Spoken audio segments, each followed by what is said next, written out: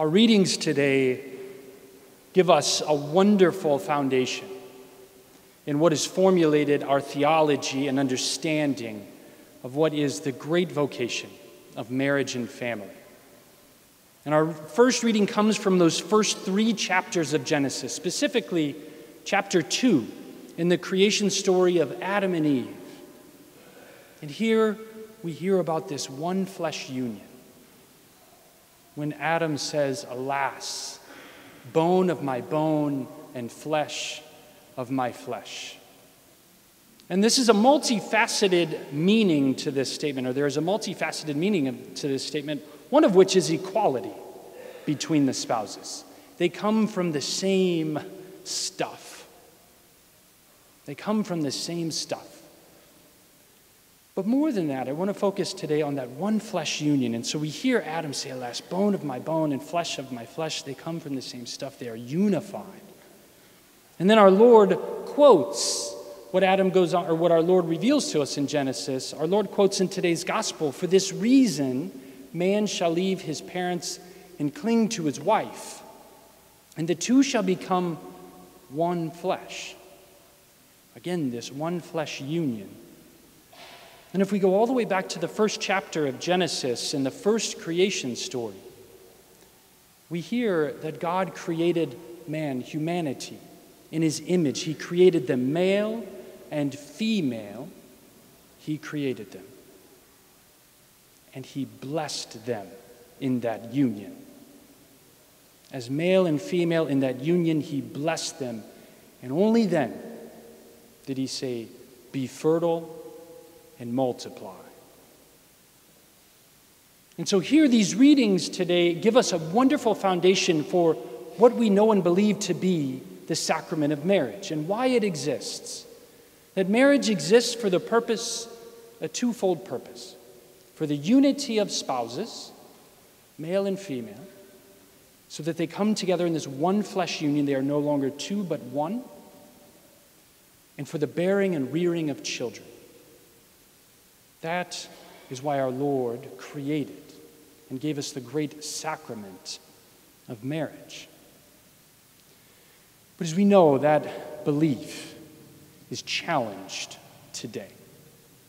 We live in a time that is challenging what we as Catholics, what we as Christians know and believe about the sacrament of marriage. And that challenge was most directly challenged by the Supreme Court here in the United States in 2015. Right? And you'll recall that Supreme Court decision 5-4 in Obergefell versus Hodges, when the Supreme Court declared a fundamental right for same-sex couples to marry. Directly challenging part of what we believe to be the nature of marriage. A one flesh union between man and woman. And the Supreme Court, and it was challenged on this, and the Supreme Court sided with this, it's a rights issue. It's an issue of human rights. But here's where the church comes and says, you cannot declare a new right if that declaration is predicated upon something that it has no authority to redefine. Because what it is redefining, marriage, pre-existed the Supreme Court, pre-existed the law of the United States, pre-existed the United States. Marriage comes to us and was created by God. And so the Supreme Court has no authority to redefine something and declare a new right if it is predicating, if what it is declaring a new right within is predicated upon redefining what it cannot redefine, what it has no authority to redefine, because it did not create marriage. God did. And let's admit, that's a legal argument that doesn't really hold water. It doesn't even really hold water probably for many of us as Catholics. So what's the real reason? What's the real reason that we live in a time that's challenging our belief of marriage? Why cannot we allow for and expand the definition of marriage to include same-sex couples? So we have to again go back to what is the purpose and nature of marriage. Again, it is for the unity of two spouses, man and woman, and for the bearing and rearing of children. And that's not an either or. Marriage exists for both at the same time. Union of spouses in that one flesh union, and the bearing and rearing of children. And again, we go back to that first chapter of Genesis where our Lord revealed to us that he created them male and female, blessed the union, and then says, be fertile and multiply.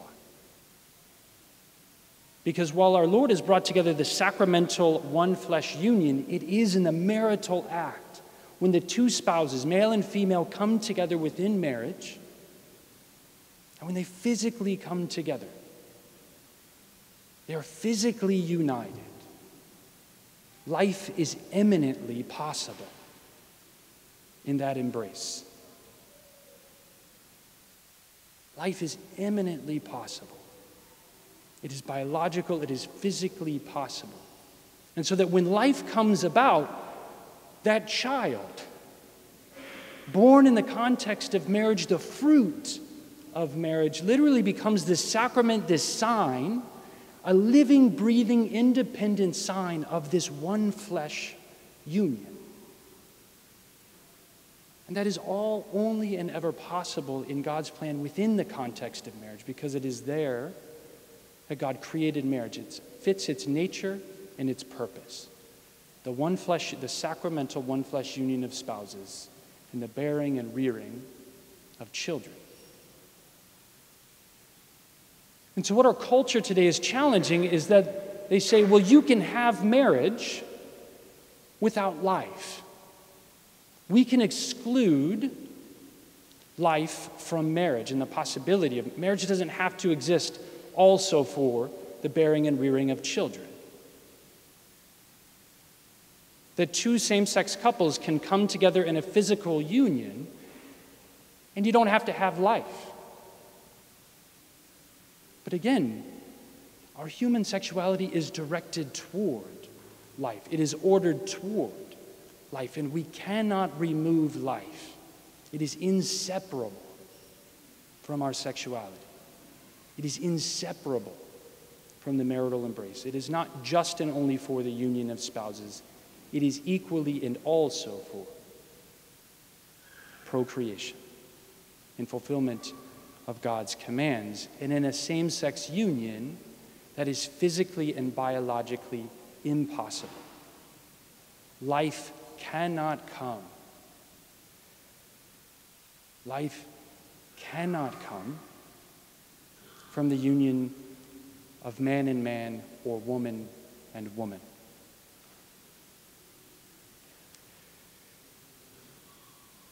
But this challenge didn't just come about in 2015, right? This challenge has always, in many ways, been there.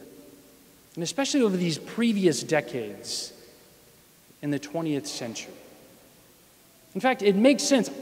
I can't personally blame culture for challenging the Christian notion of marriage and the Christian notion of human sexuality. Because for a long time prior to the Supreme Court's decision in 2015, the vast majority of the developed world had ourselves separated life from human sexuality. With the vast majority of the developed world choosing and electing to use artificial contraception. We have completely separated what the marital embrace is directed toward. And we give our own selves, in that case, the power to play God. And so, if the vast majority of humanity in the developed world has said, we can separate human sexuality from what it's directed toward, namely life, it only makes sense, and of course, the very notion of marriage is going to be challenged. The very definition of marriage is going to be challenged because we have given a witness that life can be separated from the marital embrace. If it doesn't matter to us, why would it matter in the larger culture? Why should it matter in the larger culture? But despite what we believe, marriage exists as defined and revealed by God. It doesn't need us to believe or adhere to it one way or the other. It wasn't created by us, and it is not dependent on how we believe or treat it. But it's also not just marriage that's being challenged and under attack today. It is the result of what marriage brings about. Children, family. That too is being challenged in our world today. This month we remember Respect Life Month. And we have to admit, right, I hear it from you all the time, and you know much better than I do, many of you, that if we're honest, children are really difficult. Children are hard work. Children are expensive. And they make married life not easier, but harder. And the larger culture agrees with all that. They say that, they proclaim that, because it's true. But what the larger culture has forgotten, and we've allowed them to forget, is what our Lord goes on to at the end of the gospel today. He goes on to bless the children. That children are a blessing. That even though since 1973, our nation has aborted over 60 million children, children are a blessing. Foundationally, fundamentally. And all blessings from God come with great responsibility and call you, who so beautifully answer that call, to great sacrifice, heroic sacrifice. And so here we find ourselves in the midst of a culture that is attacking and challenging something very fundamental, something very basic to God's plan for salvation, to God's plan for our creation and redemption, the great and exalted vocation of marriage and family. In the 1980s, St. John Paul II asked one of the cardinals in the church to found and begin an institute on marriage and studies, to begin to understand how we can restore marriage in the 20th and 21st centuries. And this cardinal, as he began this project of founding this institute for the studies of marriage and family, encountered tremendous resistance, not just from outside of the church, but oddly enough, from within the church. And so at one point, he wrote a letter asking for prayers. He wrote a letter to a nun. In fact, she was one of the 3 Fatima visionaries. It was Sister Lucia dos Santos. You might recall that Our Lady appeared through the spring, summer, and fall of 1917 to 3 shepherd children in Portugal, Fatima, or in Fatima, Portugal. And one of these children grew up to become a Carmelite nun. The other 2 are canonized saints and were canonized last year. But this Sister Lucia wrote back to this cardinal, and she had this to say, that the final battle, Cardinal, between the Lord and the reign of Satan will be about marriage and family. The final battle between our Lord and the reign of Satan will be about marriage and family. Do not be afraid, she said to the cardinal, because anyone who operates for the sanctity of marriage and the family will always be contended and opposed in every way, because marriage and family is a decisive issue. And it's important to know that as Catholics, We do not make people who struggle with same-sex attraction or who even enter into same-sex unions. We do not make people who are tempted with abortion or people who have had abortions. We do not make them our enemy. They are not our enemy. They are not our enemy. They are our brothers and our sisters. Our issue, while it is directed towards some of their actions, our issue is not first and foremost with them. We have to ask ourselves, what is at stake in all of this? What is this battle really about? And why are we called to fight in this battle? And we're not called to fight on street corners like fundamental Christians and hold up signs that say, if you are gay, you're going to hell. If you have had abortions, you are going to hell. We don't believe that. That's not our Catholic belief. That's a fundamentalist belief, and it is not true. So as we engage in this battle, we have to first understand what is at stake. And it's as the church has always taught. Human society. The society of humanity, the community of humanity, that is what is at stake. Because society is made up of little cells called family. That is what makes up human society.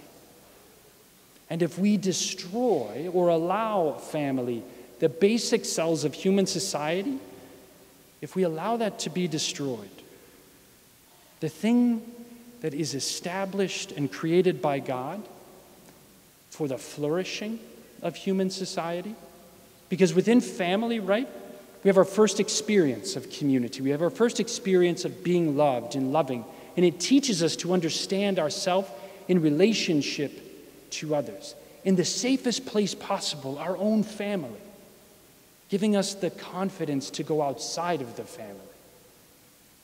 And in the midst of society, to contribute to the flourishing of humanity, not just myself, but to all. And if we eradicate and allow family as it is designed and revealed by God to be eradicated, we are destroying society. That is what is at stake. And so what do we do? What do we do? Again, our job is not to go out on street corners. Our job, you and I both, but in this case especially those involved in the exalted vocation of marriage and family, is to proclaim a true and authentic witness to what is God's plan for marriage and family. To fight for your marriage with blood, sweat, and tears. To fight for your children with blood, sweat, and tears.